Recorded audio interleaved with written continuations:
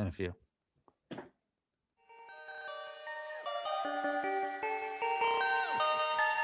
Perfect, perfect, perfect, perfect.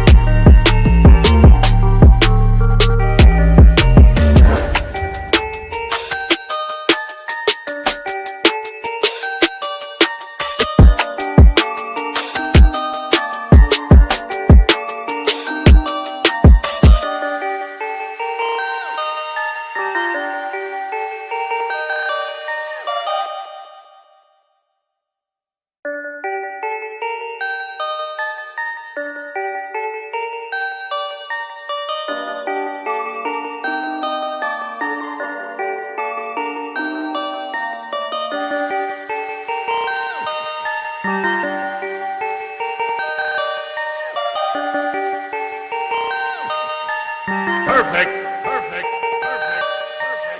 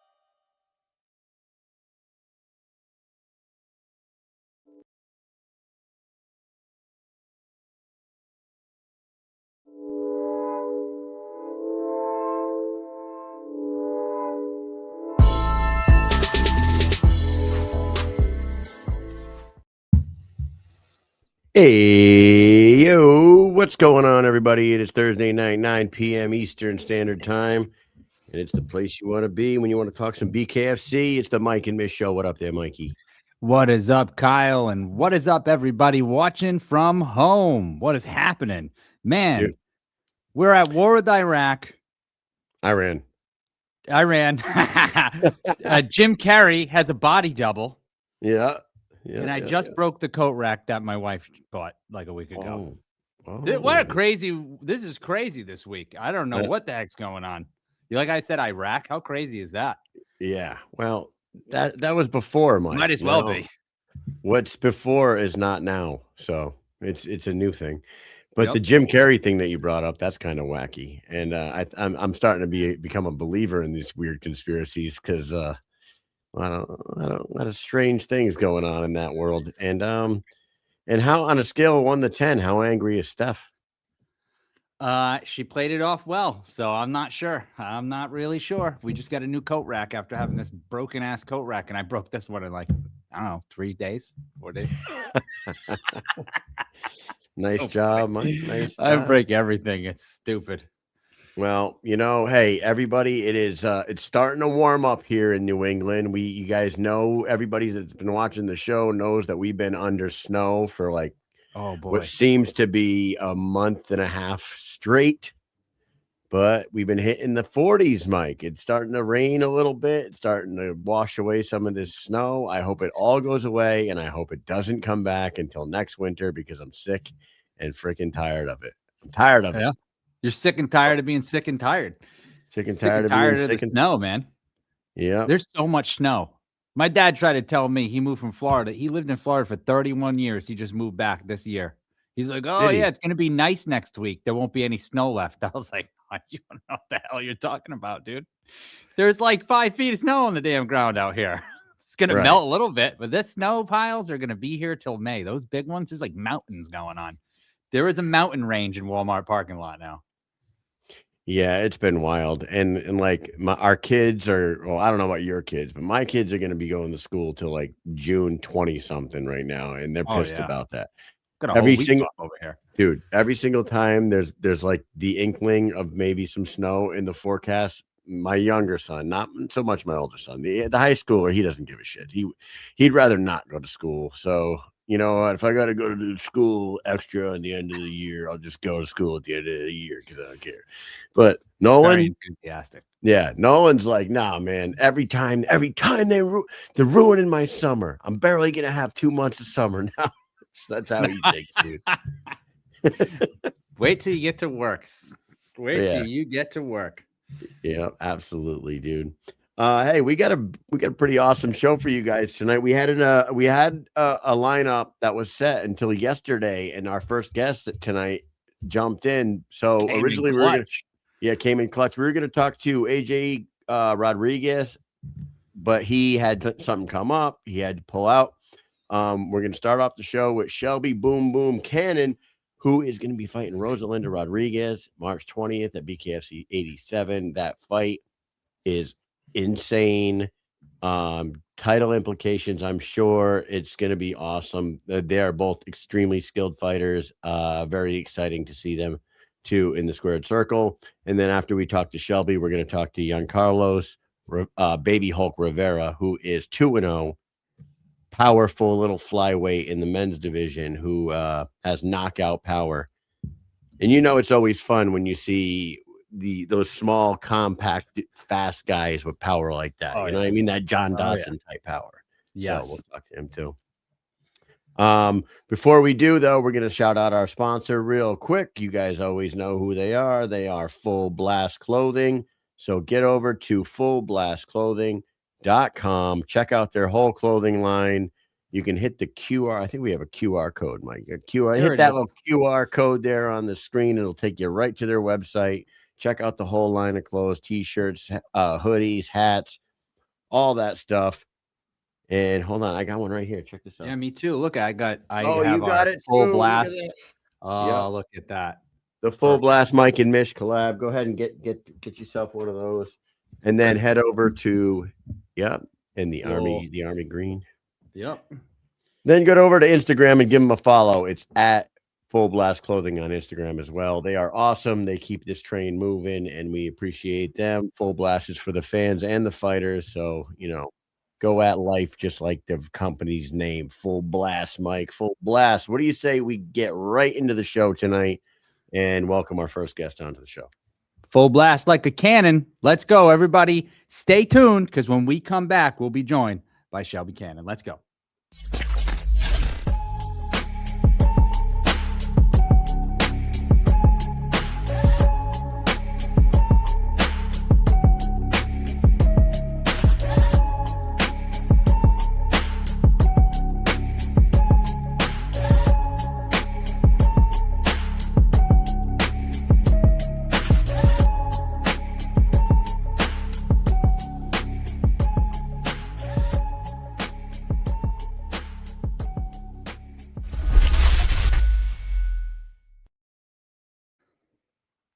Hello. Welcome to the show, Shelby Cannon. How are you? And thank you for coming on the show on short notice. How you doing?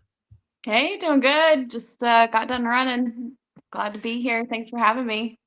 Always working. No, thank you so much for coming on here. Hey, when you see those stills that Mike just put in that little highlight reel, that was from your debut fight against Kat. Those shots are awesome, right? You gotta appreciate those. Those guys, BKFC photographers do a hell of a job. Like one of those shots, it looks like her face is just absorbing your entire fist. It's insane. Yeah, I was like, man, look at all them good pics you guys got short notice. That was cool. Yeah, it was really cool. They did a good job. No, Yeah, they do. They do really good. They do really good. Do you get those? Do you get any of those pictures? Yeah, they sent them all to me. It's Taylor Sterling's husband. He's the one that does a lot of the photography. He takes like shots for us in the back and sends them to us so we can use them for like personal use. And it's really cool. I actually have one of his images on my shirt that I'm putting out to help with fight camp. So yeah, he's awesome. He's awesome. The great Nick Vespi. Yeah, Nick. Yep. Talented boy, that Nicholas. He's if he's not shooting shots with his camera, he's grinding rails and kick flipping his skateboard. Did you know that? Yes.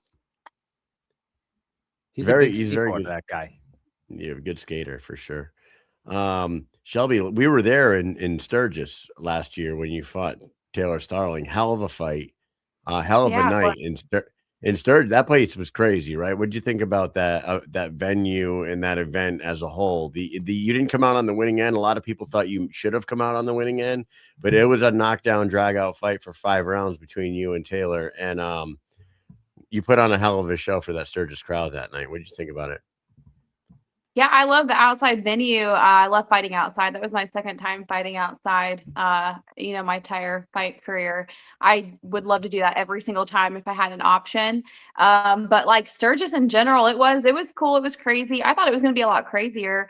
People tell you like almost horror stories. But I didn't have any, negative, crazy stories to tell. I didn't even see even naked people. I was told I was going to see naked people. I didn't see one naked person. Not one. Yeah. Listen, Not you know one. what I think it is, Shelby? You know what I think it is the BKFC the last 2 years have had it on like the opening weekend. Like, so Yes. everyone starts showing up there on Friday. Okay. There's barely anybody. They're like, people are just starting to show up on Friday. They have the weigh-ins Friday night. So Saturday night is the first like real Saturday of the entire 2-week bike week. Okay, so they're just getting warmed up. Yeah. Oh, So yeah. Mike and I were talking about that. I wonder like how hard it would be for them to get the event on like the middle weekend. Yeah. It would be insane, I think.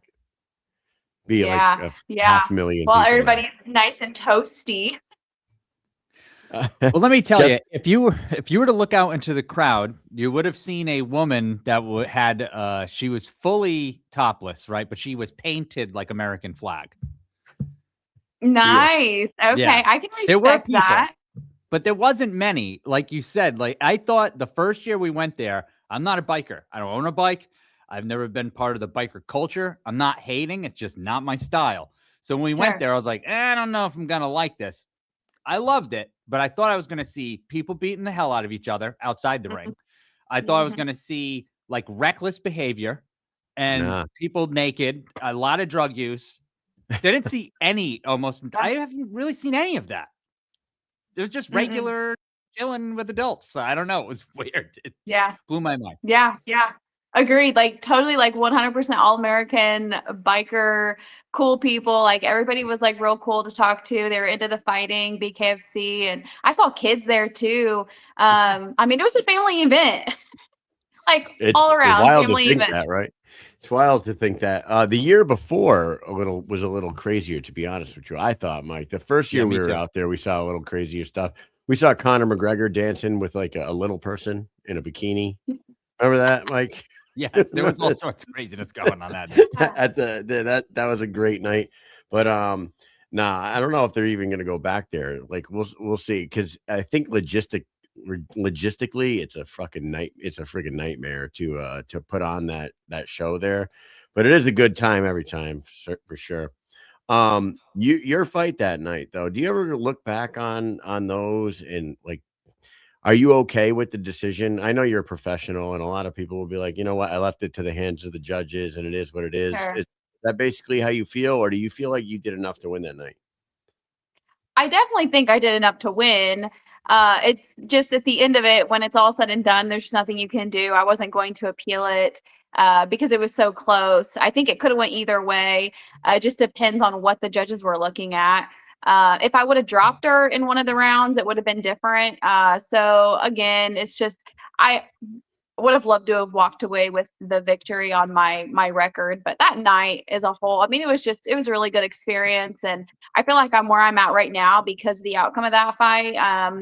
I lost, but I think that I was able to showcase what I'm capable of, and that's why they put me up against Rodriguez.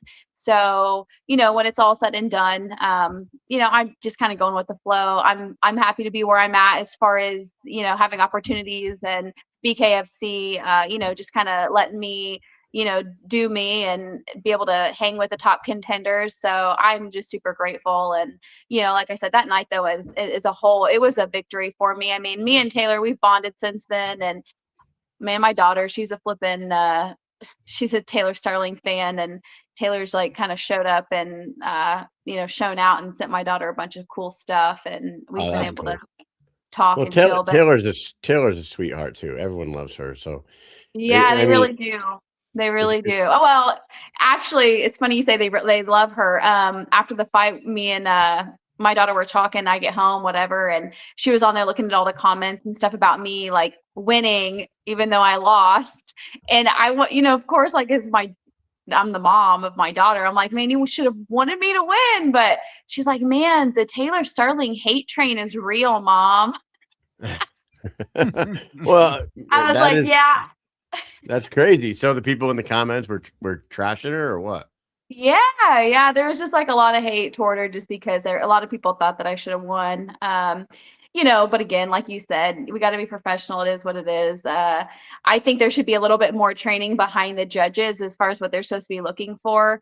I think that would help a lot of fighters. You hear a lot of people talking about robberies and, especially down in Florida. I mean, we're about to be in the hometown of Rodriguez. So, talking about like robberies and decisions, I'm going to have to really do a lot more than I did in the Starling fight to pull out a W. So I have a couple of things to say about this. Number one, Florida is the absolute worst for judging.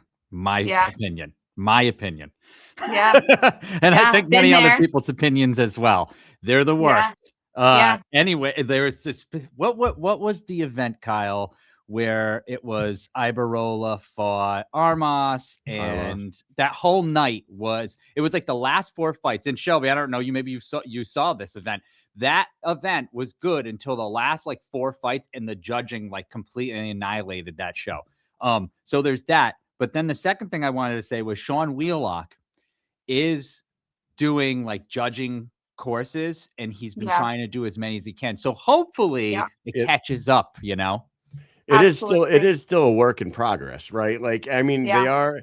I don't know how long we could keep falling on that excuse because they are entering their 6th year in existence here. So Yeah. the sport is 6 years old now. There's a lot more technology than, like you say, like compared to like when MMA started, when the UFC started and MMA was like blowing up.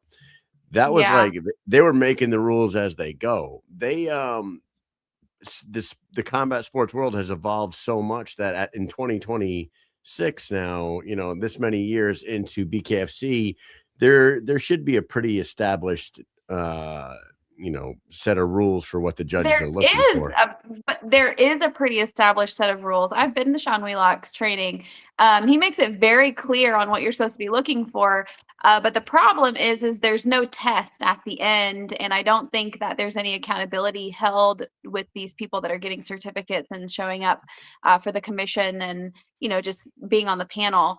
So, Sean Wheelock's doing what he can, but at the end of the day, these people don't have any experience in combat sports and they don't have refreshers. I mean, they might have taken that course however long before they showed up on the panel.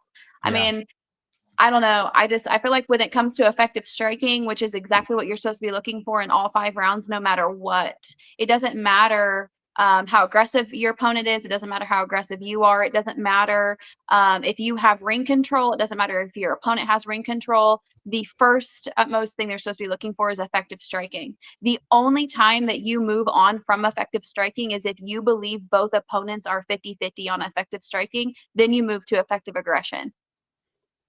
Wow. Outside of that, you do not move past effective aggression until that is said to be 50-50. Then you go toward ring control. So to me, it's pretty black and white, but I'm just not sure that they're getting it. So you feel like when you go to Miami on March 20th against Rodriguez, you have to finish her. Are you going I in there with that thought in your mind, like I have to finish her, or just absolutely dominate every single round without question, or Yeah, I have don't to leave it press the even close? pace.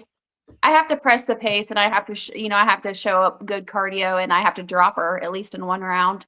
And then, I feel like that secures me the win. So, I mean, I'm not going to say I'm going to go in and finish her. Yeah, I'm a 5 round fighter. I mean, realistically, that's just my style. So I'm gonna go in and just press the pace like I always do. And this time I'm gonna have to be a little bit more aggressive, I think, than I was with the Starling fight. But at the end of the day, I just got to realize that effective striking goes for the entire round, and that the judges pay attention to the last 30 seconds. They always pay attention to the last 30 seconds, no matter if you won the first minute and a half. Even the last 10 seconds, sometimes they can take it around, which in judging, and Sean Wheelock makes that very clear, you are not supposed to let, like, an opponent cannot take a fight or a round in the last 10 seconds. They're not Right. supposed to do that, but they do. So, You would think that's just It obvious, knowing happens that. a lot. Yeah. Well, Yeah. go ahead, Mike. I was saying you would think that that would be an obvious thing. Like it seems so simple. Like if someone wins a minute and 50 seconds of the round, they won the round. Unless they get a knockdown in the last 10 seconds. But other than that, That's if it. they hit you with a swarm, okay, so be it. You get hit with 5-6 shots at the end of the round. Well, guess what? I've already outstruck my opponent, 20-10 or 20-15 or 30 to whatever. It doesn't make any sense to me. Yeah. Yeah. Goes We down to believe we believe that's how Dustin Paig won the Julian Lane fight, yes. right? Just Yes. 2 months ago at Mohegan Sun, It was very they close. went to a 6th round. The 6th round was extremely close. Like they were both trading Ah, shots, and that was then frustrating. That was a frustrating fight to watch. right. That was But do you crazy. agree? You I agree that agree. it was that punch Ju- that Paig landed on his mouth, hit him in the mouth right in the last 10 seconds of the fight, and Julian's eyes kind of like rolled in his head. He never went down.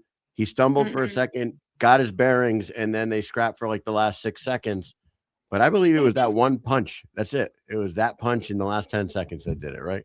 It was so That's frustrating because he obviously won the 6th round, and it just made no sense. The whole thing just made no sense. Yeah. Yeah, that was frustrating. It does happen. Big Ben is in the comments. Ben took the Wheelock course. He says you have to have a certain amount of hours and be accurate with other judges during your shadowing. or you can't move on. So I don't know, like, but where are you getting those hours though? There's not a bunch of bare knuckle companies out there. So Nope. where are you getting those hours and getting that shadow time? So that's where it comes down to, like, there's only like 3 or 4 bare knuckle promotions out there right now. The two big ones, BKB and BKFC, are the two top ones. But then there's like ones out in North Dakota that are, I mean, not North Dakota, Montana. There's a they do those random mix shows. Yeah. So like, where in a statement like that, where are you supposed to accumulate your hours? Where are you supposed to be getting your shadow time with these judges? It just doesn't. The opportunities don't exist, I don't think, right? Yeah, hard telling. I mean, I was under the impression that you show up for Sean Wheelock's course and you get a certificate, and then you sign up with the commission, and they it's kind of like a random poll. You're not supposed to ask to be a part of certain events, and if you're an active fighter, you cannot judge. So I'm not aware of certain hours, but I mean, he probably knows more. He's been involved a little bit longer, but yeah, well, probably a lot of it longer, but yeah. You know, let's go back to your opponent for a second here. We're kind of going back and forth here. But Rosalinda Rodriguez is one of those ones that, like, Mike and I have been covering the sport for a long time, and there's like certain fighters that get a lot of buzz, and the insiders talk about certain fighters a lot. And like Bryce Henry was one of them. We were hearing about Bryce Henry for a year and a half before he made his debut. There's a few other ones, but Rosalinda Rodriguez was one of the females that we heard. Like, wait till you see this girl. She's going to be a future champion in the BKFC, 13-0 pro boxer, you know, nasty hands, very precise. She seems like one of those ones that they've been having a hard time finding an opponent for her. Were you surprised when you got the phone call and they said Rosalinda Rodriguez, because she hasn't fought at 115 pounds yet? The lowest she's gotten, I believe, is 119. What was going through your head? Were you excited to hear a name like that? And were you surprised? Was that somebody that like wasn't even on your radar and you were like, oh shit, okay, let's do that? Rosalinda got on my radar when she fought Roman. So I watched that fight and I seen her post fight interview, and they had said something to her about fighting Britain Hart for the belt. And she wanted to go down to 115, but she just hadn't had quite that opportunity yet. And I did think about fighting her in that time frame. That was just not that long ago, just at the end of last year, because I didn't know that she was, I mean, I didn't honestly know who she was, but she is top 5 right now for 125. So I was a little surprised that she was coming down so quick, but my coach, he had his eyes on her along with a couple others. So as soon as they put out Rose's name, my coach was like all over that. He's like, out of anybody that's coming to 115 or in 115, like, we want Rosa. So he knew that she was like top contender. He knew that she was one of the best that was going to be, you know, able to get me up where we want to be. So yeah, when they brought up Rosa's name, it was like 100% we're all in. So yeah, we'll take that fight over any other fight. I got offered a couple other names, but we wanted Rosa.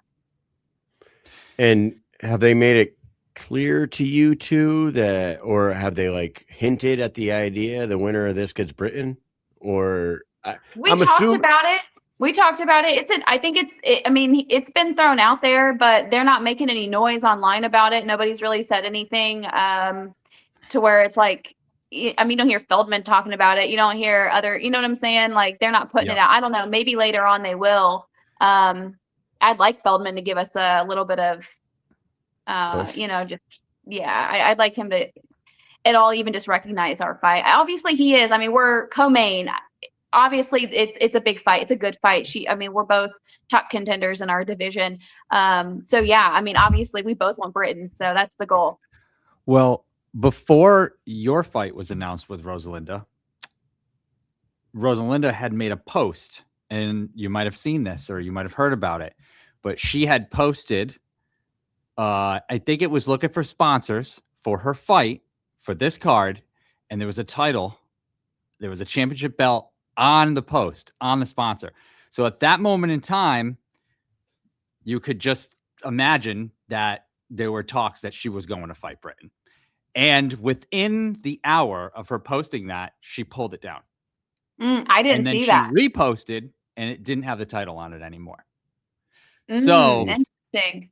and we had spoken with people back at Knucklemania 6, and we know they were talking about that behind the scenes, but whether or not it was actually going to come to fruition, like it was only a talk. It was never like, hey, this is happening.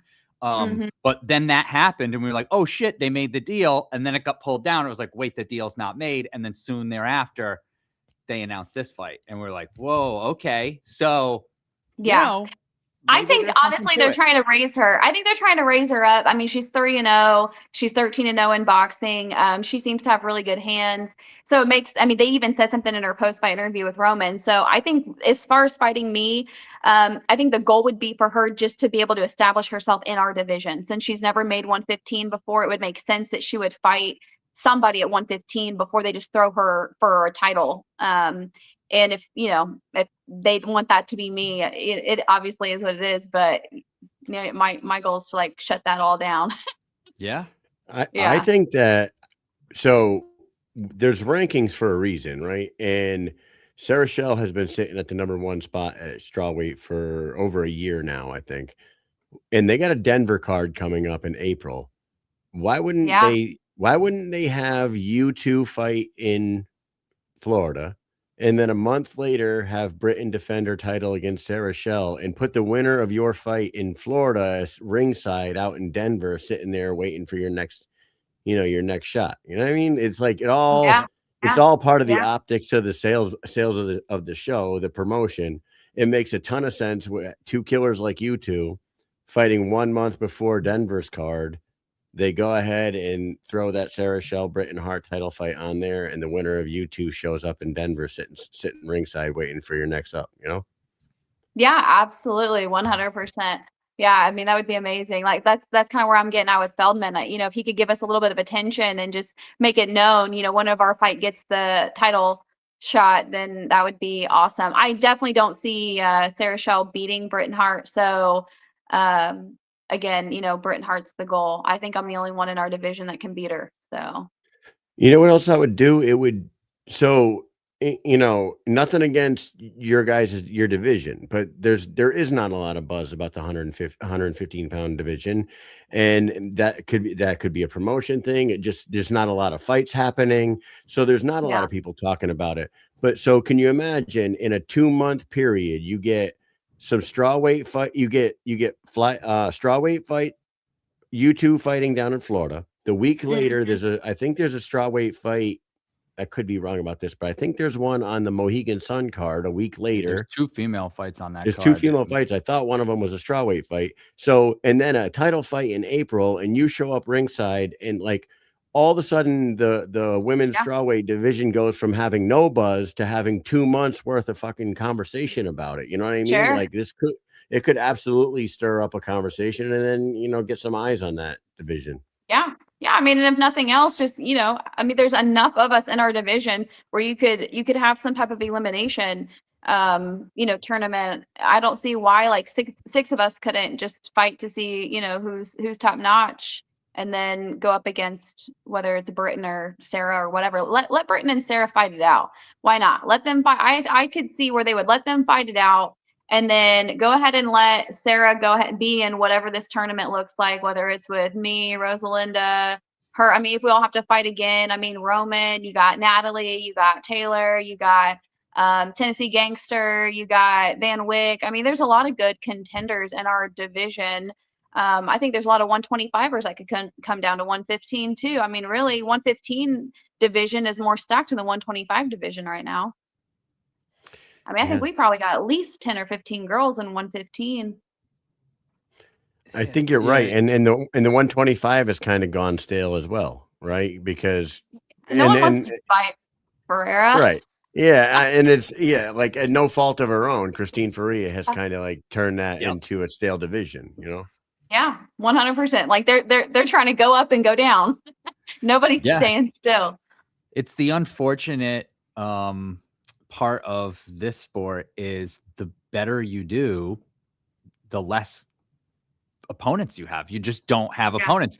people Yeah. want to fight you, and then they clear out the division, and it's like there's really not a lot of people left here. And that is what happens with the champs, because I've even seen in the comments, it happens all the time. People say, wow, BKFC takes their champions and they shelve them. And it's like, well, I don't think so. I think if they could find someone for them to fight, they'd fight. But the problem is when you're climbing to the title, you have all these people you can fight on the way there, and then the champion. But when you become the champion, everyone's trying to fight to get to you. So they're eliminating each other.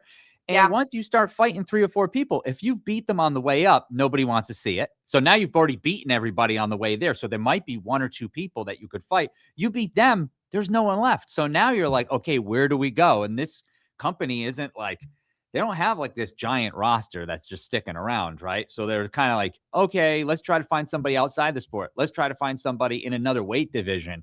And it's like few and far in between. And that's what ends up happening. Like, it's really the champs want to fight, but some people don't want to fight the champs. And the ones that do, if they lose, that's it. There's no one else. Right. Exactly. Exactly. And that's why I'm just super excited about my opportunity. Although I did, lose against Taylor Starling, I'm getting this opportunity with Rosa. And it's just going to kind of throw a wrench in everything. You guys remember the movie? We like wrenches, though. Do you remember the movie White Men Can't Jump? You remember that?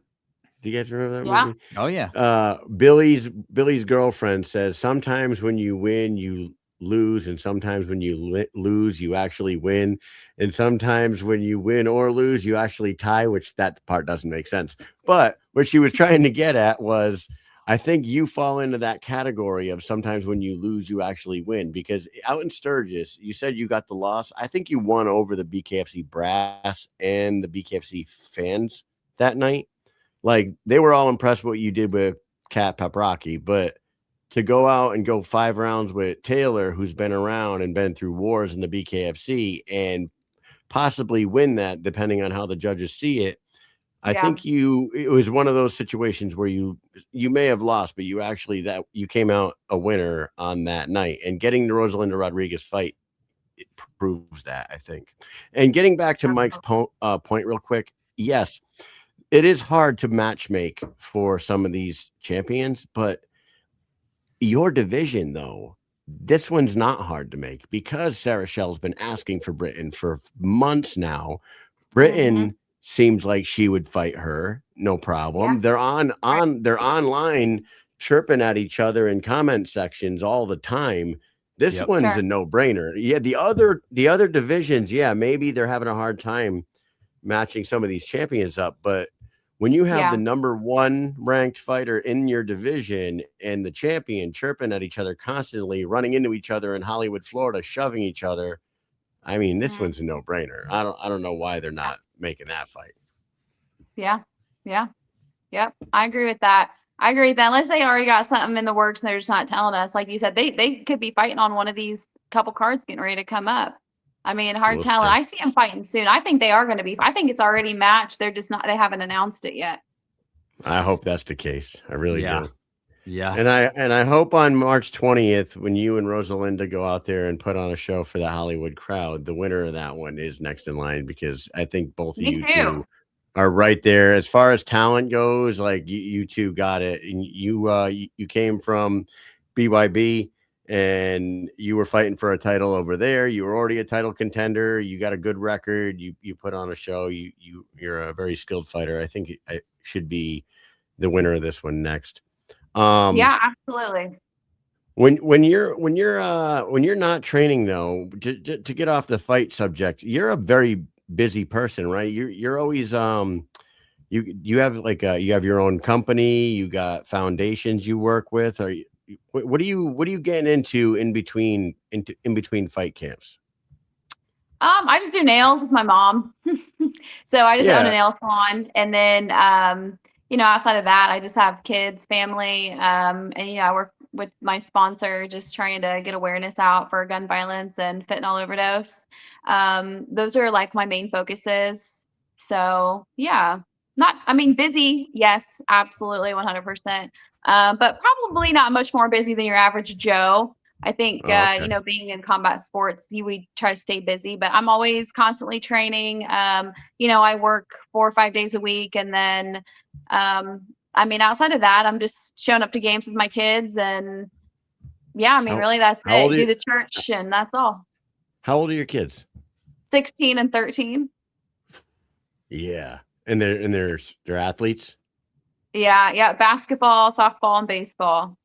Oh my God. I'm with you on this one. I have an 11 and a 14-year-old that are so like Mike's girls are younger right now, so he doesn't have to deal with the stuff that you and I are going through. But man, Yeah. when you're playing competitive sports, your whole adult life revolves around that stuff for like Oh, basket. 100%. Oh my God, basketball season's crazy. Yeah, Baseball season's crazy. Football yeah, season, it's just like it's nonstop. And now yeah. my younger son, I don't know how we're gonna do this, Shelby. He's a very skilled basketball player. So like he wants to continue playing AAU basketball, but he doesn't want Mhm. to give up baseball. So he Yeah, springtime, he's playing AAU basketball and baseball at the same time. And I don't know how we're gonna freaking work this, but we're gonna be yep. putting some serious miles on the car and That's right. dropping I some told my money. son he had to make a decision. He wanted to do AU basketball. He's good, but he's not like he's on first or second off the bench on his school league.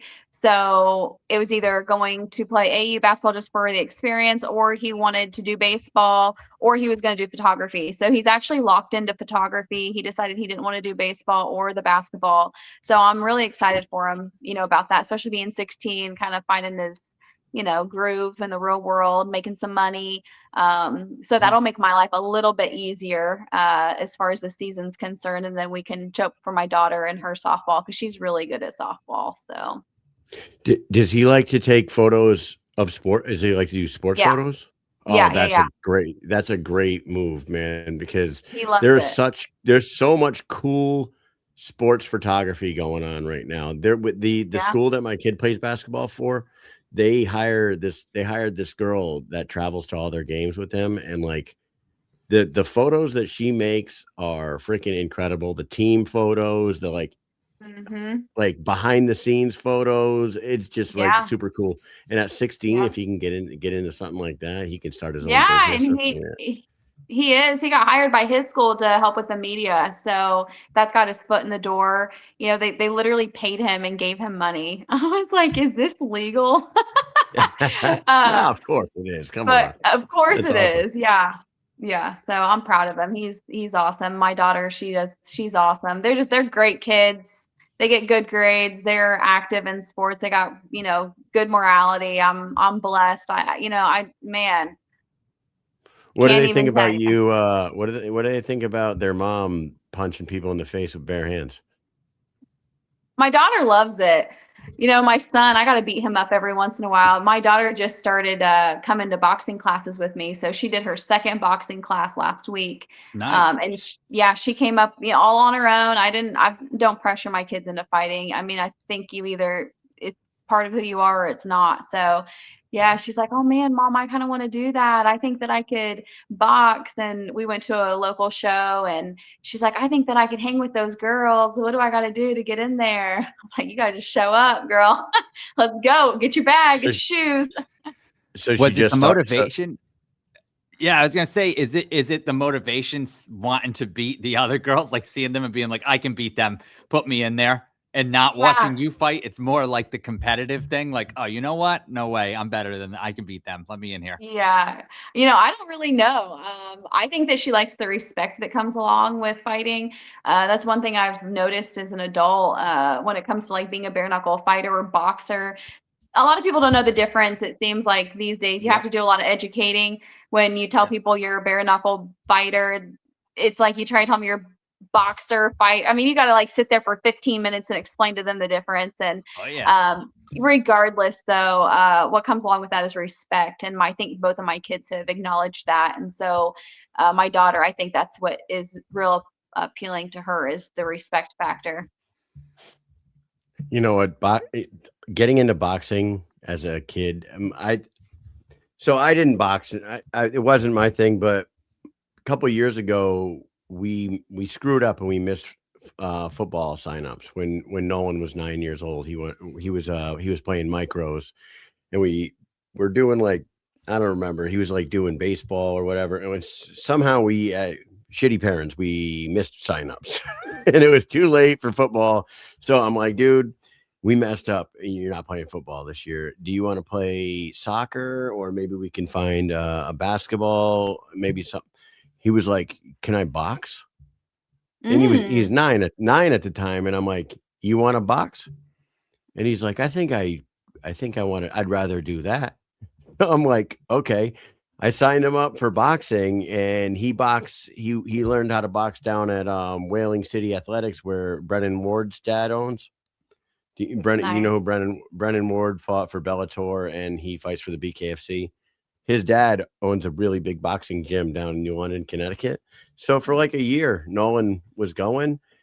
He only did it for about a year, but the amount of coordination, footwork, cardio, hand speed, just hand coordination, that stuff carried over to the other sports. And like, people probably don't believe me when I say that, but like, it made him a better basketball player. It made him a better baseball player. His hand speed with the glove and everything in baseball got better. It's unbelievable. It's an unbelievable sport to get your kids into, for sure. So that's cool that your daughter's I getting agree into with boxing. that. 100%. I agree with that. 100%. Awesome stuff. Before we let you go tonight, the BKFC has you fighting Rosalinda Rodriguez on March 20th. Do you have any predictions on what we should be looking for? We already talked about how the judges are going to be clamping down on you. So what should we expect before we let you go? What kind of fight should the audience be looking for on March 20th? Yeah, I'm going to be pressing the pace. I'm going to be just on her like white on rice. That's all I can say. It's just going to be exciting all the way through, whether it ends early or whether it goes all 5 rounds or whether we get a 6th round.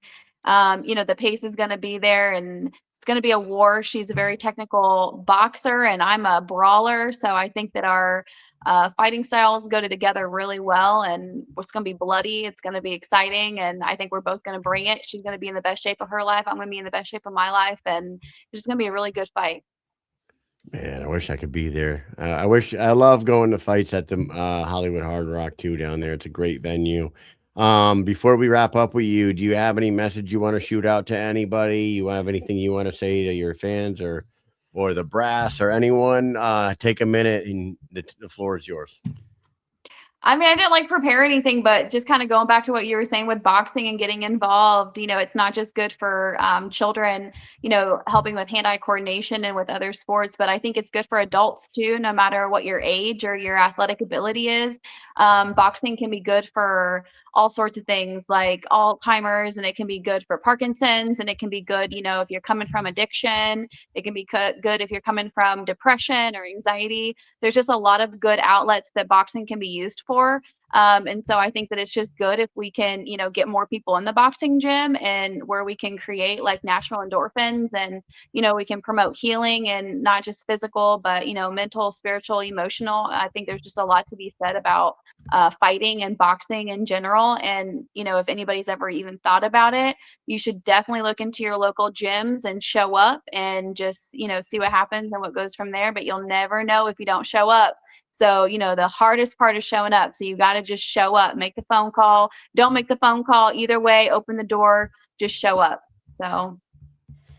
Listen, and even if you don't want to fight someone, you could still go in there and learn how to at least throw your hands and protect yourself if you have to, right? Yes. At least be able to move, 100%. at least get into some damn good shape and be able to throw down if need be, Yeah. Or just throw the punches, get the heart rate up, create the endorphins, and it's healing. There's just so much to be said about, getting your heart rate up and just doing the most instead of just sitting doing nothing. You gotta get in, you gotta do something different than what we're doing. If there's some things going on in your life, the gym is really, really a good outlet. So Absolutely. Good advice. Good advice. Thank you very much, Shelby Cannon, for coming on here. Best of luck to you March 20th against Rosalinda Rodriguez. She is a killer opponent for you. It's going to be a great fight. Mike, do you got anything else for Boom Boom? Look, I'm looking forward to this fight. I can't wait to see how this division stacks up in the next 2 months. I think we're in for a treat. You got a bunch of people in the comments that are really excited. You got Anthony Cruz. He's saying boom, boom all the way. You got Monica in here. Love Monica. She says best of skill to Shelby. Great matchup. Both have great fight IQ. That's actually Britton Hart's mom, by the way. So good luck, best of skill, whatever you want to say. Can't wait to see this fight. Everybody watching, make sure you're tuned in. Rodriguez versus Cannon, March 20th, BKFC 87 in Hollywood, Florida. BKFC app, or better yet, why don't you just get to the damn arena and watch it? Because that place is awesome. Hollywood is awesome. Just go there, spend a weekend. Carpe diem, YOLO, whatever you want to say. Just get there. YOLO. You know what I'm saying?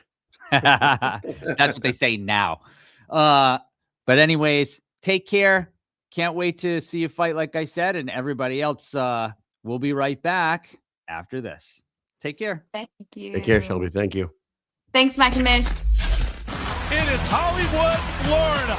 BKFC 85. It's Trout, Palomino. Huge moments, huge fights. Fully loaded main card.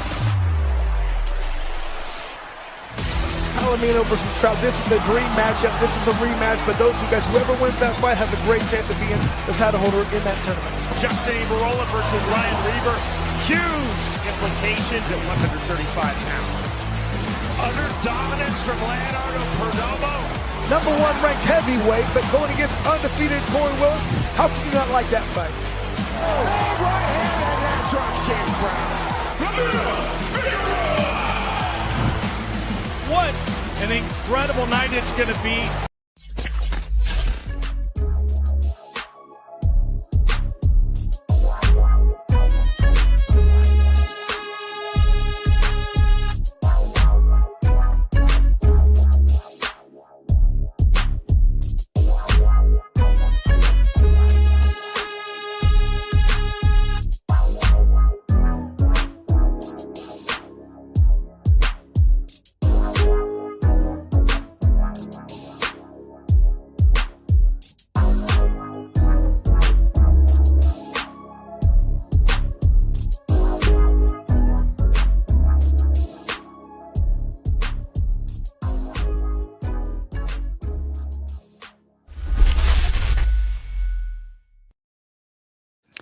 Hey, I don't know how I played that video. I like clicked on that. I don't know how that video played. It wasn't even highlighted. Just like now, that background wasn't picked either. I had this background. I don't know what happened over here. I was like, why is this video playing right now? Why is the background not coming on? Sometimes StreamYard wants to keep you on your toes there, Mike. This is I have no idea, but we are here. Baby Hulk is running a little late, so we were killing a little bit more time there. And you know, that fight between her and Rosalinda is a pretty fantastic fight. The more I think about it, like Shelby absolutely goes in there to bang, and she's going in there. Like she said, I'm a brawler. She's a boxer. We'll see how it works out. I can't wait to see how it works out. Yes. Because I don't think I don't know. I don't know if Rosalinda's really been too tested yet. I don't remember her having any troubles with any of her opponents yet, and I want to see if Shelby can be that one. You know, and what I said earlier about them making the Britain Shell fight, that I wholeheartedly believe that fight has to happen and it's gonna happen. I just don't know what they're waiting for, dude. What's the holdup? You know? Well, yeah. What I mean, who knows what it really is? I have no clue. I just know that there was some opportunity for fights, and one of them, the rumor was going to be at Knucklemania. And right. If that was the rumor, we heard.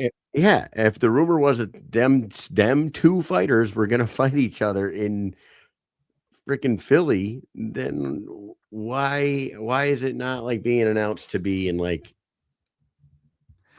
Denver? Now? Why, like Yeah, I mean, I don't have it's any too clue. soon. And like, obviously, it's too soon to put it on like, Mohegan Sun or Hollywood. But Yeah. and you probably wouldn't want to put that in Clearwater, but Denver, man, I'm telling you, dude, it just makes sense. Like, I know that Britain would be going into like enemy territory to defend her title, but whatever, dude. Fucking let's go. They want to. Sheena Star saying Star's got to align. I think they've been aligned. I think they were aligned when they ran into each other in Hollywood, and ever since then they've been beefing with each other. It's the champ and the #1 contender. Let's go. Let's get it done. I think the thing is, though, is that, okay, here's the thing.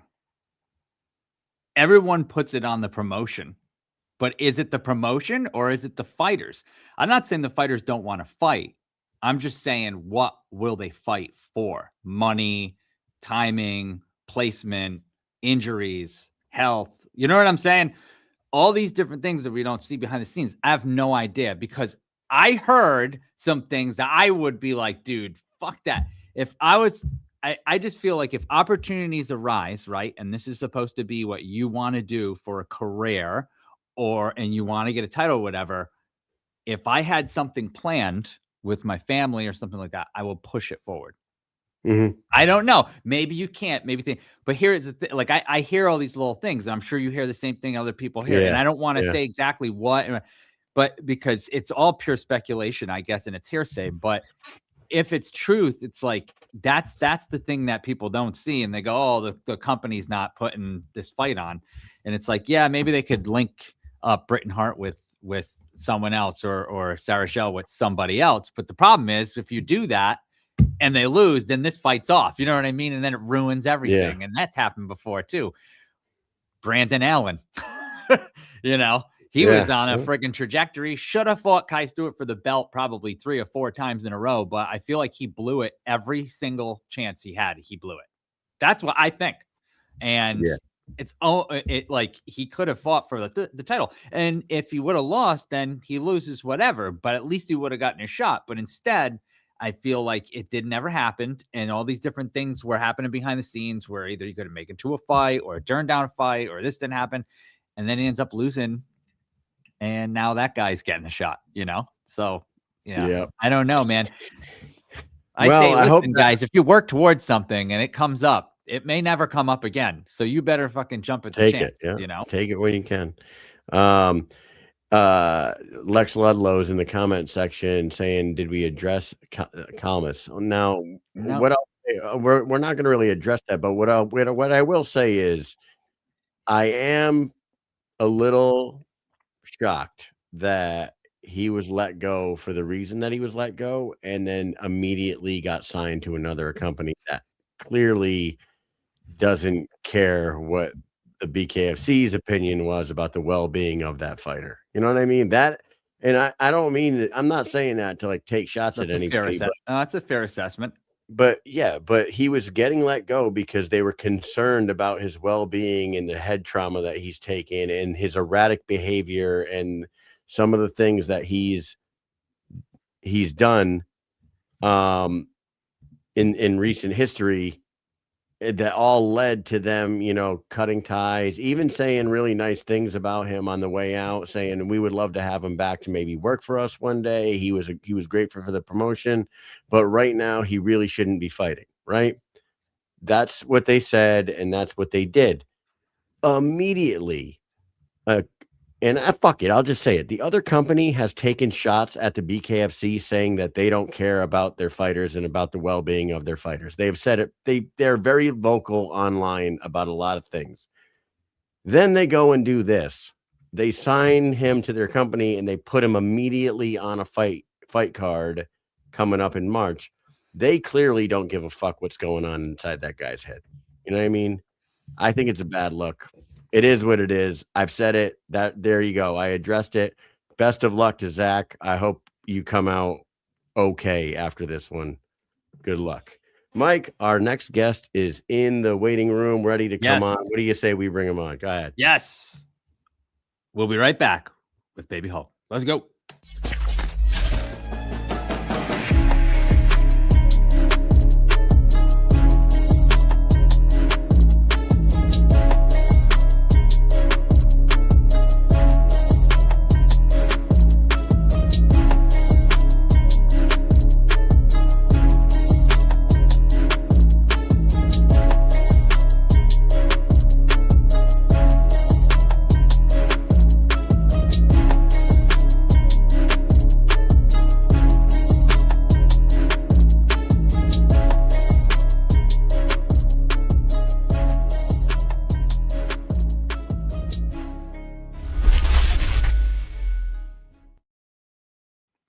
He dropped out. Like literally the second before he dropped. He's dropping in and out, in and out, in and out. So I wonder what's don't going know. on with his connection because we were ready for him. He was right there. When he comes on, we'll pop him on. Yeah, he's been in it. He keeps coming in and dropping off, coming in and dropping off, probably like 3-4 times. So you know what's wild beauty of the about live show. you know what's wild about the BKB's event that's happening that Zach's fighting on? It's happening the same night as BKFC. Yes. 25 minutes away from each other. We got you. We're pulling you in right now. People were calling my phone, man. What's up, like man? The timing. What's going on, guys? The It's all timing. good. It's hectic, but it's awesome. It's hectic, but it's awesome. You're a busy man, baby Hulk. Welcome to the show.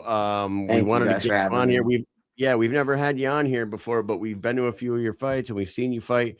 And here you are back in there getting Mike Hansen this time. And we're excited for this because there's not a lot of flyweights that would knock out power like Baby Hulk. You know what I'm saying? Would you say that's a fair assessment about yourself in that division? I mean, I'm humble. I think I'm learning and growing also into the sport. Like I know I'm dangerous, but I mean it could happen to anybody, and that's just the reality of this sport. You can be the baddest and just get cracked that one good time. We've seen it happen in history throughout time. So I'm not going in there like all big headed, but I would say that I am somebody you should be careful with. Go ahead, Mike. Sorry, I wasn't about to say I thought you were. No. You're going in there. This is going to be your third fight in the promotion. You looked like a dominant fighter that can go 5 rounds or 4. Did it go all 5 with Albert Inclon? Yeah, it went all 5 with Albert, and then It was pretty one-sided though for all 5 rounds. So you showed us that 50-45, 50-45, 49. You showed us all that you could be a fighter that can go 5 rounds and dominate 5 rounds and take a unanimous decision. And then in your second fight, I believe it was 22 seconds in, you get the knockout. 19. That's the ref seen it. The ref seen it at 22, but it was actually 19 seconds. I counted. Who's counting? So there you are, man. Like you gave the BKFC audience and your new fans a little bit of both kinds of fighters in your first 2 fights. You're going in there against Mike Hansen, who's a 2-0 fighter, just like yourself, good skilled fighter. What should people expect the third go around with you? Because, and the reason why I ask you this is because we talk to so many fighters. We've had a freaking 1,000 fighters on this show now, and it's amazing how much you can learn from one fight to the next. And now usually by the third fight, like you have picked up enough in those first 2 fights to be able to tweak a bunch of things in your training or what you should focus on more heading into that third one. So, I mean, I can only imagine it's going to be a better version of yourself. What could we expect out of you at third go round? So I've been really focused on a lot of little things that make a big difference. I'm excited, man. This guy is undefeated. He's shown that he can recuperate his body, get up, stand up, and continue fighting. It's just a question of, can you get hit by Baby Hulk and get up and continue fighting? That's just what it's for me. I don't see him as a threat. I know that he's undefeated. I don't see him as, mere even something that like I have to be concerned about.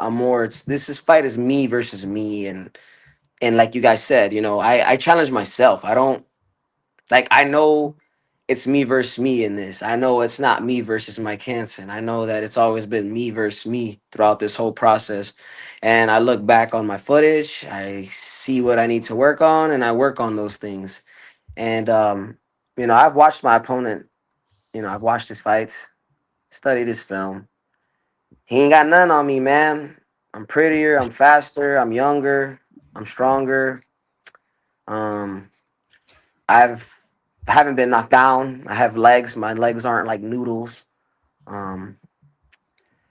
it's gonna be hard for him that night. I'm motivated, bro, and it's me versus me, and this guy's in my way, and he's I'm taking him out my way, and I'm going for that belt, and that's just what it is. I have so many goals with this, and I don't want a mistake to be in the way. So, like I said, I'm working on the little things, and that's usually where the mistakes happen, and those little pocket holes that you don't work on. I have the advantage. It's in my hometown. I have a lot of support. I have everything in my favor. Like, I'm not. My nerves aren't bad. Like, obviously, I made it late to this show because, like I said, I had work to do. I had training. I give back to the community. I was training with kids. I was giving back to the youth. I was Nice. meeting with other people and things of that sort. So, like I said, more so right now for me is giving back and getting the fruits of my labor, and understanding that everything happens for a reason. I don't know why, but I trust in God and his plan with my life. And I pray for Mike Hansen, and I hope that everything goes good for him, that it's whatever's going to happen, that it's not like nothing crazy. I keep my temperament very well. I don't abuse anybody. I don't believe in abuse. I know it's a violent sport, and everyone, you know looks at it a certain way, but it's just something that I love to do genuinely. I love to fight. I love to give myself a challenge. I like to fight bigger people. That's why I said my career starting at 125, going to 135, and hopefully ending at 145. You can't have a really long career in bare knuckle. Your hands break, your bones get fragile. There's so many outcomes. So right now, my focus is winning, staying undefeated, dominating 125, and then once I get that belt, we can talk about maybe moving up in weight classes and stuff, and other divisions will be more solidified, or maybe 125 will get more flyweights, and I'll just stay 125 for a couple years. Who knows? But the reality is that I love to fight. I like to fight bigger people. I like to make the odds in my favor. I feel like being small framed and being smaller is always looked as a bad thing, or like, oh, he's too small. And it's like, bro, you just don't know, dog. You just don't know. Yeah. I Uh, mean, listen, you were saying that you can't make a long career in BK, but I don't know, there's some fighters out there. We were talking about Britt Hart earlier. She's been fighting for a while. She's got quite a lot of fights, as well as Lorenzo Hunt and Elvin Brito. And, Yeah. they've got a lot of fights, and you're a pretty Julian young Lane. guy. Julian Yeah. Lane's got a lot of fights. Yeah. You're a pretty young guy. I don't Yeah. know. I think if you keep going at this rate, especially if you're knocking people out in less than half a minute, then you might last a little longer than you think. Yeah, that To be equals honest, longevity. though, listen to the names that you named. Let's be honest. Lorenzo Hey, Hunt, jacked up, bro. Like yep, bro's on a whole different spectrum. Britain Hart is one of the most skilled female fighters I've been boxing. She's very technical. She's not like barbaric with shit. She can be. She has dog in her. Like, you named two very like elite people though, like people that yep, are actually skilled and have been fighting in a profession. You remember, guys, I started with BKFC amateurs. I'm just a kid from Fort Myers that had a hard life, that always fought, that was a street fighter, always fought bigger, smaller. Like, the streets know about me in my city. I'm like, oh, that kid was always been fighting. He was always fighting. Like, that was just me. I've always been fighting. So fighting is nothing new to me, but it still has a skill set, and there's still things you need to learn. And sure, those are the small things that I'm talking about. I've been in the boxing gym learning so many different things, so many different techniques. As far as the techniques that I've learned, like, I've been to jail. So, and when in jail, you're literally in a very closed, confined space with another person. And I'm not gonna lie, I've been in fights in jail where I've had to defend myself, and there's certain styles and certain things that are styles that, like I said, I mean, you guys will see. March yep, 3rd. My March 3rd, March 20th. Just tune in. I'm ready. I'm ready. I want to fight like ASAP and just show the world, because my last knockout was too quick. It was quick. I didn't get to showcase anything. I didn't get to showcase nothing. Like, my head rolls, my slipping. Like, I'm sleek. That's everybody knew that already. Like, it's hard to hit me. And if you do miss, I'm gonna make you pay. So it's like, I've learned, like I said, like, there's so many different small things that I've learned that I haven't been able to showcase. And I'm like, all right, let's see if this guy's the one that can, beat me up. But I don't see that. Like, bro, like, there's so many tools on me. It's like, you got a revolver and I got like a whole arsenal, AR-15, rocket launcher, grenades. Like I'm just waiting, you know. That's just the way I feel. Like, come on, bring it, Boom, bro. boom, boom, boom, boom, boom, boom. That's the Yeah. grenade launcher. Hey, so I am going to go back real quick to what you said, and those are really big time names. And Elvin Brito I named as well, and he is former champ. Here's the Oh yeah, thing, right? I didn't hear that one. No, it's good. It's fine. But Nah, it's just a Lorenzo joke. Hunt, Listen, I'm sorry. So me and Elvin, listen, Elvin is the Puerto Rican. So yeah. I Oh, so there's a little so here, check it out. yeah. So I went viral on the Puerto Rican post page. Like my mom shared my stuff when I was in the amateurs. I went viral and then I was like, I'm gonna be the first BKFC Puerto Rican champion. That's what I put. And they were Yeah, like, man. Elvin got that. Yeah, Ah, that's what they were saying in the chat. Yeah. damn, Elvin. Yeah, No. that's funny. Yeah. I But learned Man. that. I learned that by shooting myself without doing research. It's okay, man. That's okay. But what I was gonna say is Lorenzo Hunt, and I don't know how much you know about his history, but when he started in MMA, he did not start off doing well, right? He went Yeah. 3-5. He started off his career. It was like loss, win, 3 losses in a row, and then a win. And then he went to bare knuckle, and you see how he's doing here. He also, had his bumps in the road going through this whole process as you've just described. And now he's 2-weight world champion, left, came back, won the championship belt again. He came in through the tryouts, Yep. Lorenzo Hunt. So Mhm. like, hey, and that guy, he's from Jacksonville. Like, I don't know. I mean, I feel like if you haven't, you should hit him up and chat with him and maybe train. Listen. I'm one of those fighters, so I'm humble. And Yeah. like some people are just like very "Rrrsh," or like really like firm on themselves and stuff. And I Yeah. like there's no disrespect, but like I don't try to push myself onto people. I like people that like okay, I'll give you an example. Austin Trout. If you guys didn't know, Miguel Cotto's, my second cousin through my father.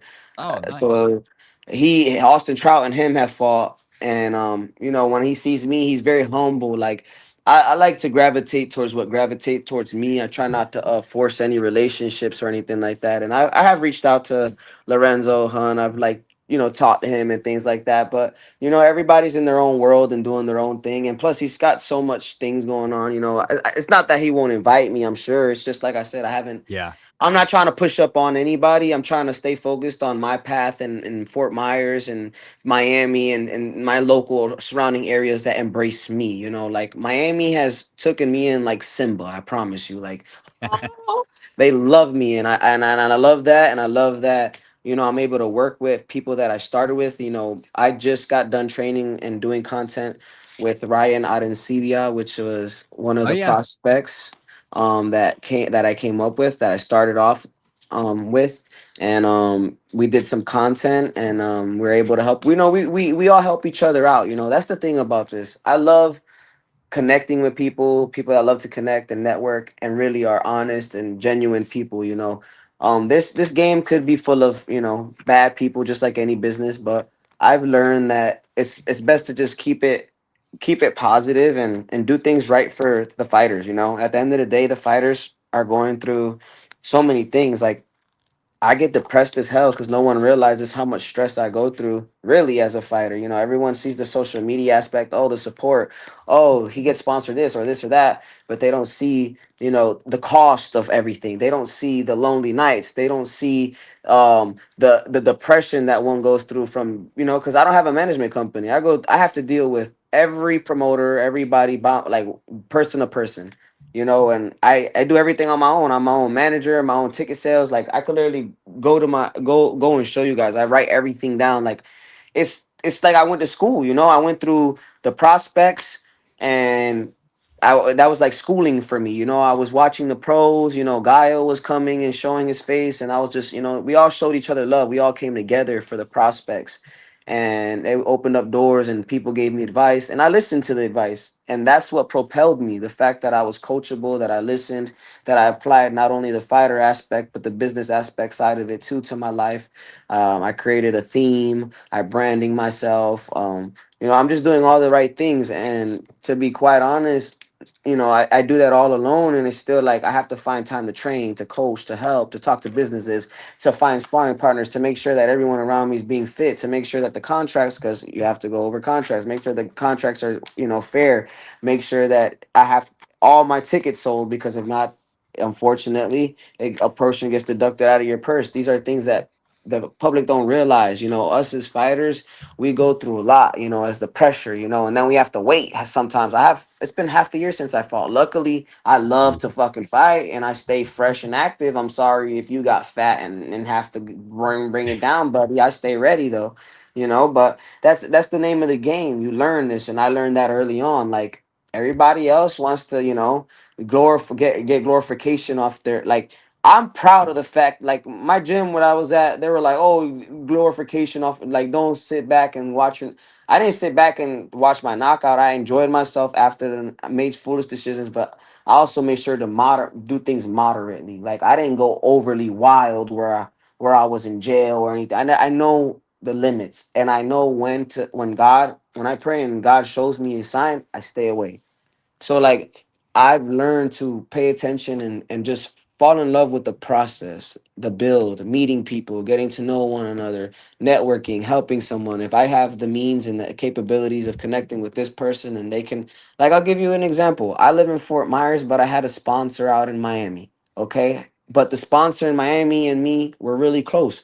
But the reality is their services and what they sponsor me for, I can't really get them business because I'm in a whole different county. I mean, I can, but it's just kind of inconvenient. So I had somebody that I trained with in Miami that has a fight coming up. I introduced them, da, da, da, da. Hey, why don't you sponsor them? Because they're here locally. You know what I mean? And they can refer people to your services, and you guys can make money together, Right. And it doesn't take, even if it takes away from, I don't care. Like my mentality now is just focus on winning and focus on the small things. Everything else will get added on to me because I'm following the fruits of the labor of the good spirit, And I look at it like this: the way that life works is if you do everything right, it will be okay. And that's how I get over my depression. Like, I go into these states, but I'm like, you know what? I sit back and I'm like, I'm doing everything right. I'm selling tickets. I'm on track. I have my meals. I have support. What is there? Maybe sometimes you get lonely, like, and things like that, feeling alone, not being in a relationship, or being far away from your family, separating so that you can focus. Like in those times is when it comes, because it's a lonely sport. But you have to be grateful, and that's what I learned. Like I learned, you know what, just be grateful. Be grateful that I'm here. Look, I didn't have to pay for the hotel room.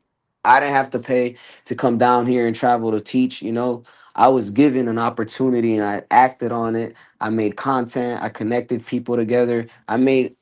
I made a positive thing, and it just builds off that. Now I know Yep. tomorrow when I wake up, it's something definitely positive is gonna happen because I ended my night off on a positive note.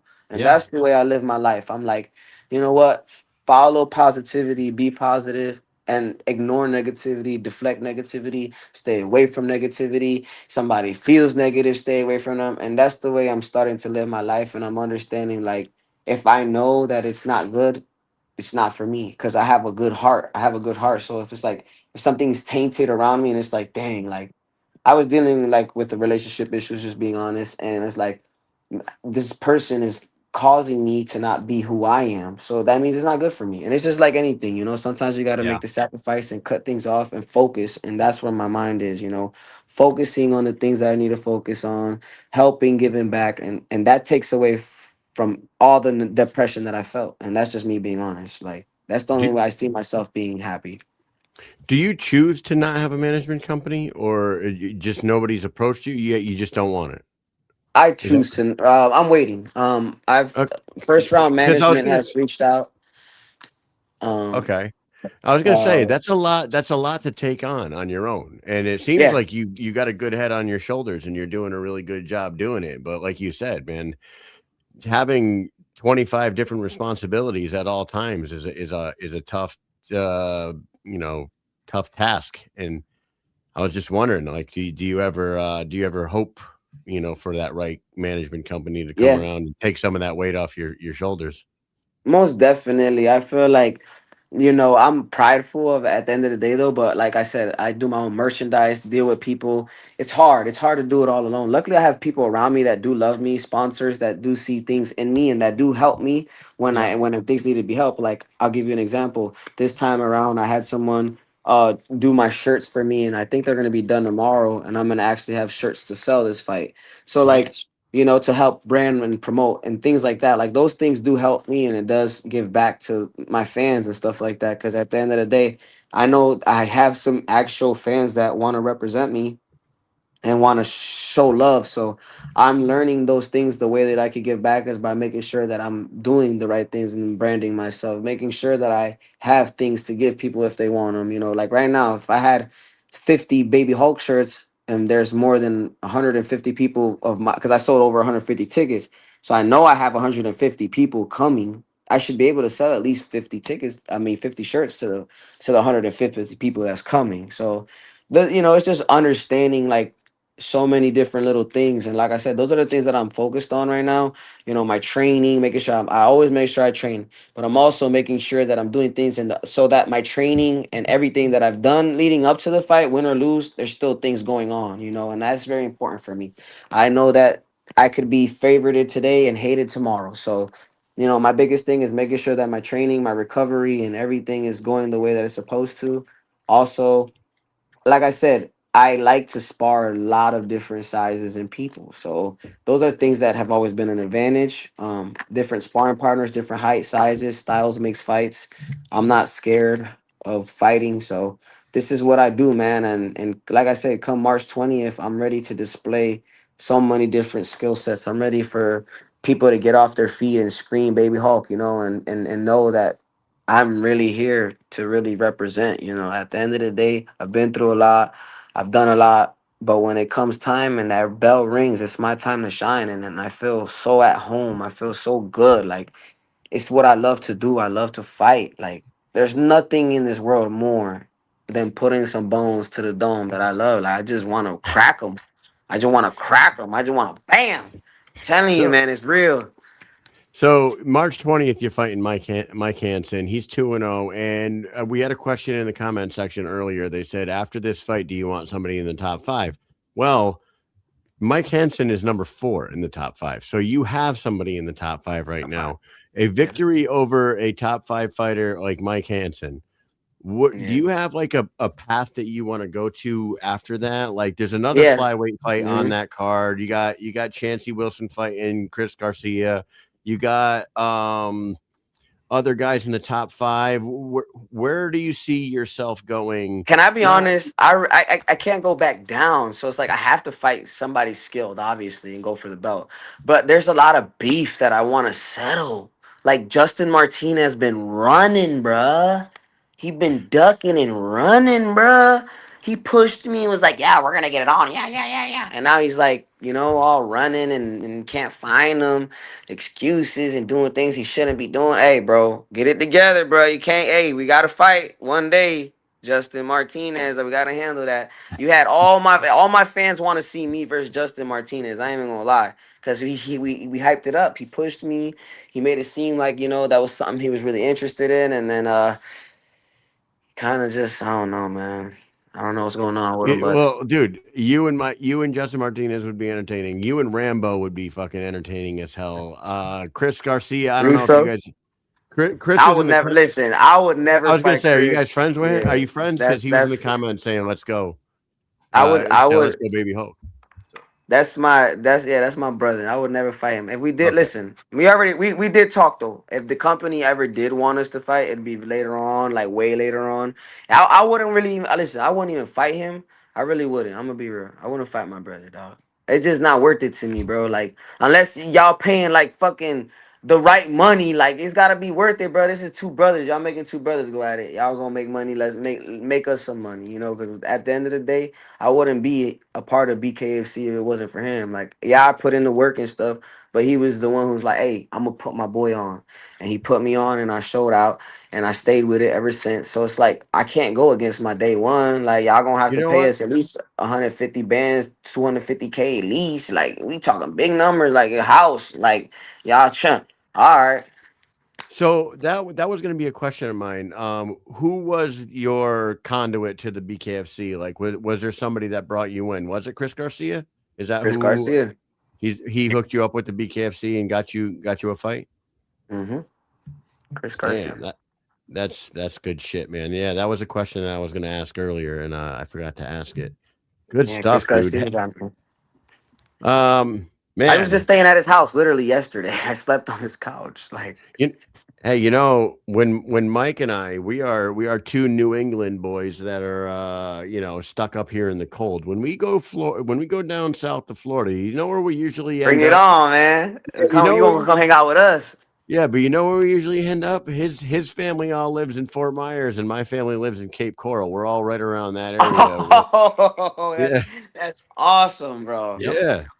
All right, well, come on over. I'll get the bonfire ready. I was gonna say we'll have to get together and have a fucking meal or something. Get together. Let's do it. Go down. You did the Tito Ortiz. Tito's Cantina. Yeah. Yeah, I was gonna say. I was there last time I went to Florida. It's fire, the Christmas. champion meal. That's my favorite meal from there. Tito's awesome, man. That's why I do the Gravedigger. I want to keep people. Yeah, he's a good. I do it for the people, man. Like I said, good. Listen, good people deserve good things, and I grew up watching Tito Ortiz. I remember that motherfucker was a monster, bro. You could not get around him, dog. Like when Tito Ortiz is fighting, you was gonna watch that motherfucking fight. So him, Chuck Liddell. Like I grew up on those guys, so it's like. I love the fact that now I'm a fighter and he watches me. Like that's fire. And I take pictures with him. He shows me support. He shows me a lot of love. And that's just Tito, man. He's a good dude. He's a normal, humble human being, just like me. That's what I'm saying. I follow the route of that. Like I want to be humble like that. Like I'll have my own restaurant. I'll work in it. I'm a people's person, so I understand him. I understand. The way that he operates, and he's a good dude, man. I would love to definitely have food with you guys at the cantina and watch clips. It was super cool that he came on this show. Actually, he came on here and talked some BKFC with us too, and it was a good long conversation with Tito. He's a good dude for sure. Good dude. And then there's another guy in the comment section right now that's watching that cuts hair down in Cape Coral at the shave parlor. Swervo Cut says, we know that you have the luscious locks there, Baby Hulk. But if you need a lineup or something, I'm sure Swervo over at the shave parlor will hook you right up, man. Get you ready for your next fight. Right, man. Listen, listen. I'm gonna be completely honest. I'm done letting people touch my hair because every time I go get a haircut, for some reason they listen. They be pushing my hair back. I don't know if they're jealous because they don't have long hair or what, but I'll just be confused. I'll be sitting there like, yo, how y'all be doing? Like, look at this, bro. Like, I gotta fix this, man. I gotta get this together. Swervo might make it swerve. You know what I mean? I'm just joking. He said, "Shake my." He was like, "Shake my." He's like, "I'm gonna shave it now." I'm joking, bro. Man. I'm jerking, Swervo. I'm jerking. He said, "Shake my head." Hey, I'll be. So you know what? Well, I'll be down there in mid-April visiting my family. So I'll hit you up. We'll get together, have a drink or something. I'm gonna get some food. Yeah, that's man, good stuff for sure. And Swervo says pushbacks piss me off, so he wouldn't fuck you up like that. So, no. Hey, it's good. Yeah, it's good getting you on here and getting to know you a little bit. Unfortunately, Thank you guys for having me. Yeah, we won't be there for this one. We get to a lot of the events, but man. Hey, I have a good reason this time. I really do. All right, what's the reason? Let me hear. All right, yeah, let's hear this one. So I coach my son's travel basketball team, and we are in the state tournament starting next weekend, and then the weekend of your fight is the start of the New England tournament. So I'll be coaching those in that tournament. So that's that's unarguable at all. Yeah. So we'll get to the next one, and I'll hit you up in April. We'll get together. We'll have a good time. We'll talk over some Tito's food and we'll for sure that champion meal. A champion meal for sure. What's the champion meal? What champion meal is a steak. with Okay. rice, refried beans. Okay. It's fire. Like, I mean, he has grilled onions, these little this jalapeno that I love that he puts on there, like grilled up, and it's just good, man. I love it, man. Yeah, the food I got was good. I can't remember what the heck I got, but it They was got a new delicious. dessert that I didn't get to try last time Oh, I too. did It's have a like dessert while I was there. there is a dessert that they have. It's a What new was it? like chocolate bananas or something, but something coke. I don't know. But last time I was there, I was supposed to get that, but I was what was I doing that I didn't? Oh, I'm sorry. I was You're in drunk. camp. Oh, you're drunk. Yeah. I was drunk, and I don't eat dessert when I'm drunk. That was the Oh, night that I had shots with Tito. Oh, there by you the go. way, his favorite drink. If you guys didn't know, Tito Ortiz's favorite drink is reposado. Oh, reposado. Reposado. Yeah. Likes Yeah. reposado. There we go. That's a good thing to know when I walk in there. I'm gonna.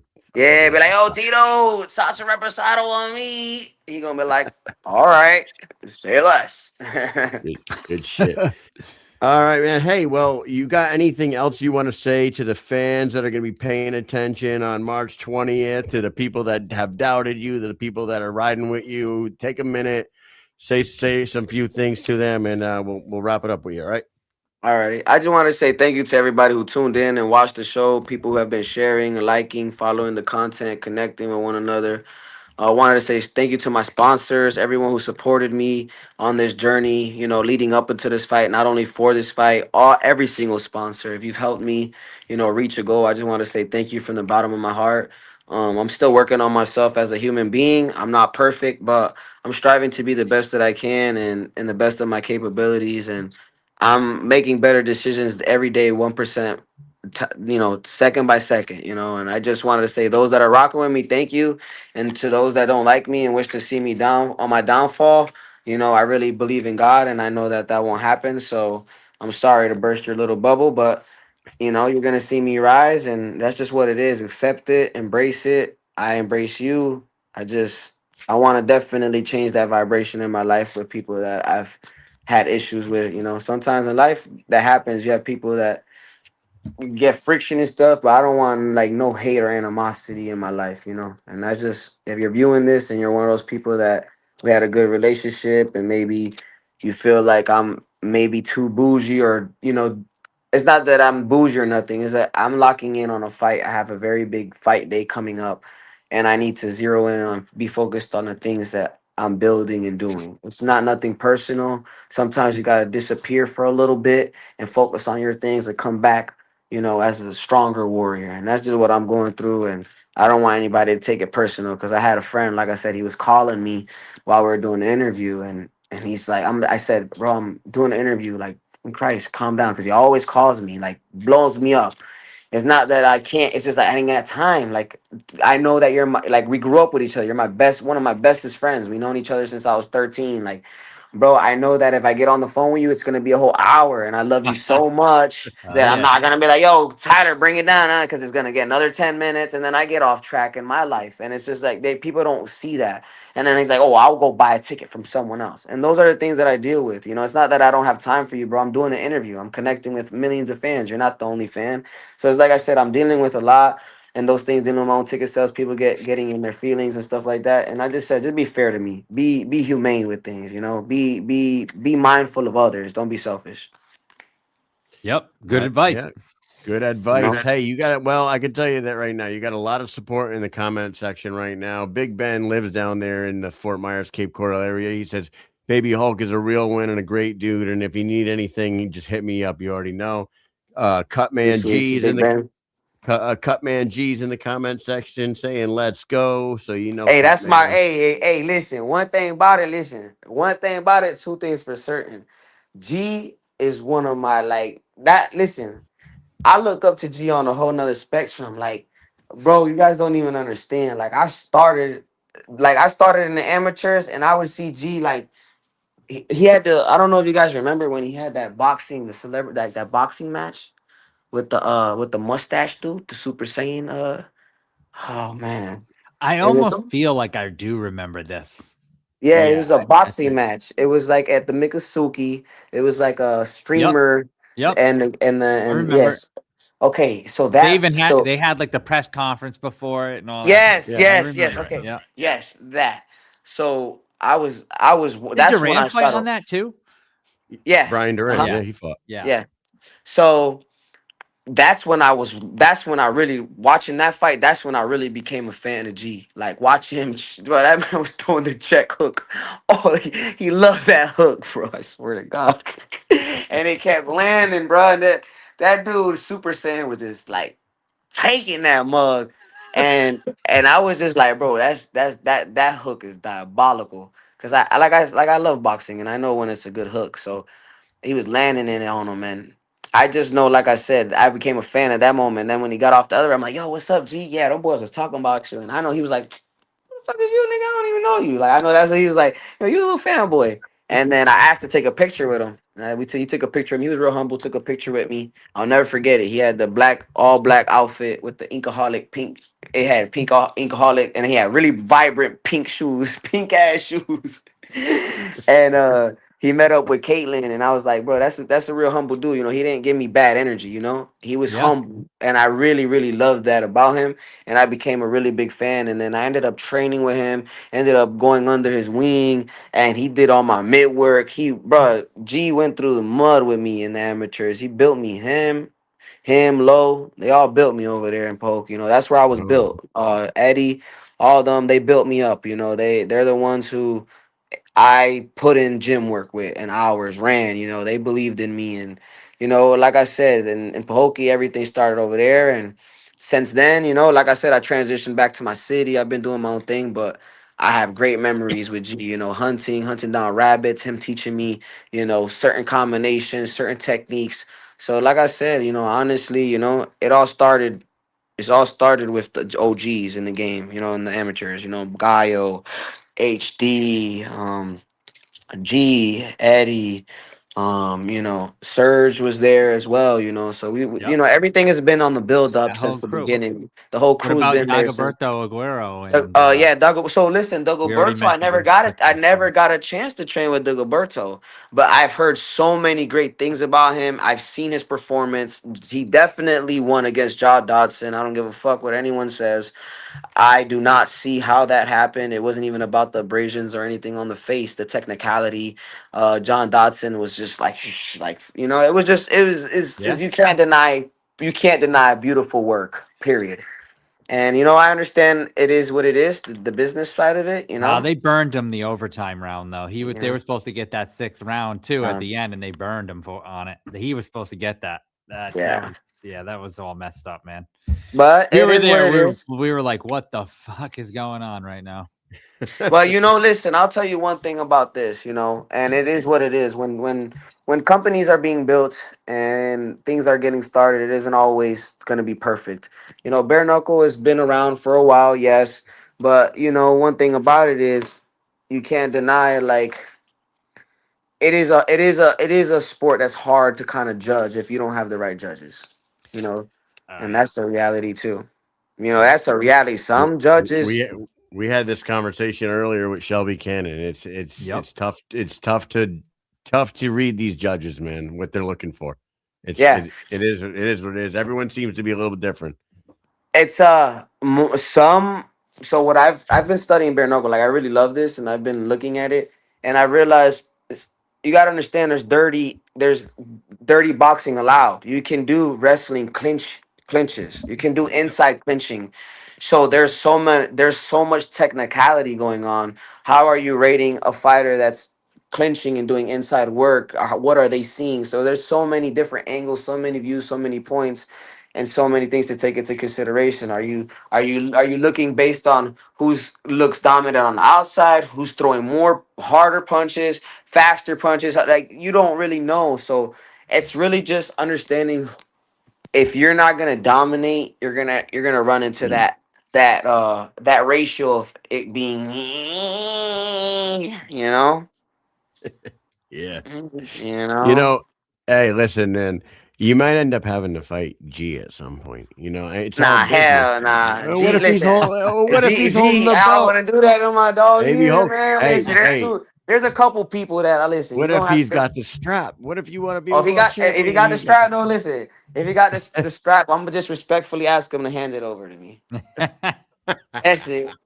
I say, There bro, you go. take care of Neff. You know, just take care of him, and let me take over. I got you, bro. I'll keep it warm, dog. I got you, dog. Don't worry, Yeah. nobody's gonna touch it. You know, I'll let him know it's secure. You take him on a nice wild boar hunt or something like that, right? Yeah. Bro, listen, you guys don't understand. Like, that's what I'm saying. Like, we've went hunting together. Like, it's a different lifestyle, bro, that he lives. Like, Yeah. he's very humble, Yeah. very, very to himself. I think people have this perception of him. He's very, very, very good hearted, bro. One thing about No, G he's is great guy, man. Yes, he is. Great guy. he's not like he's not overly cocky. He's not ever No, looking for that is like not a true. certain type of image. Like he's a real man, He's bro. humble. Real man. He's a real father, real man. You can't say anything bad about his character at all. And he's teaching me a lot, you know. Good. That's He's awesome, man. It's good to definitely hear. one of the best people we've met. With all the stuff that Mike and I have done with the BKFC, we've been doing this podcast with them for 370 episodes now, and Yep. probably 600 different guests that have come through this show, and been to 50 something events with the BKFC. And I'm telling you, G is, like you said, one of the most genuinely good people you'll ever meet. He shirt off the back kind of guy, for sure. Yep. Hands down. Absolutely. Well, Well, I appreciate you guys having me on here for real, man. You guys are the we best. appreciate you coming on and getting to learn more about you, and we can't wait to see the fight. And everybody who's paying attention right now, you better be paying attention on March 20th. I told people earlier, shit, take the weekend, go to Florida, get to this event and watch it in person. You'll be glad you did. Rivera versus Hansen, March 20th, BKFC 87, Hollywood, Florida. Dude, it's on. I cannot wait. Too bad we can't be there, but guess what? I ain't missing it. So 100% going to be watching. We watch them all. Yeah, man. So, I appreciate you guys having me on here. The hospitality was great. Can't wait to maybe do a post, after the fight, after I win, come back on here and talk about, maybe we might even be at the cantina doing it. Yes. There. We might be able to set something there with Ben, do the podcast there, 100%. Let's down. go. Kyle's down. Let's do it. All right, guys. Hey, All thank right. you very much for Guys. coming on here, man. Yeah, man. Thank you you for coming on. Take care. Have a great night. Everybody else, we'll be back right after this. Peace. Bare Knuckle Fighting Championship is bringing you mayhem in March. March 14th, we put bones to domes in Newcastle. It's Mick Terrell versus Ghost McFarlane for the UK heavyweight title. On March 20th, Bare Knuckle Chaos touches down in Hollywood, Florida for King Kai Stewart's next world title defense against Spain's Nico the Iron Gaffey. Then, on March 28th, heavyweights collide. The undefeated Parker Porter versus the fearless Hayes the Hooligan Wilson. Get info on how to watch at bkfc.com.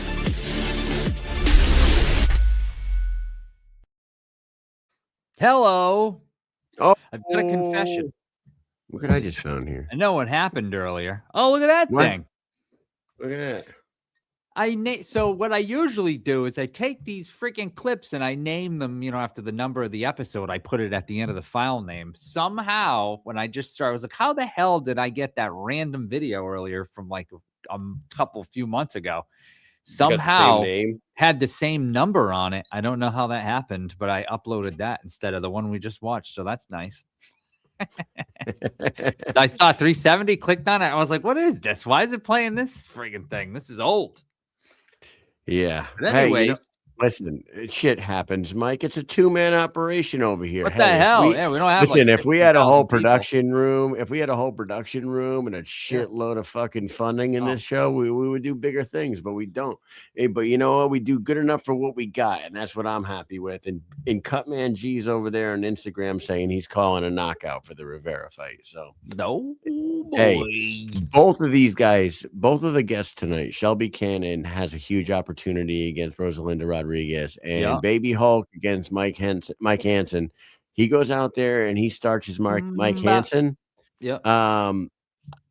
I mean, they say they don't like to fast track people, and I get that, but it's one of those situations where there's really not a lot of people to choose from in that 125-pound division. So, dude, I mean, they could throw him against Rambo. that would be entertaining in the time being. He gets a win over Rambo and he moves up to 4-0.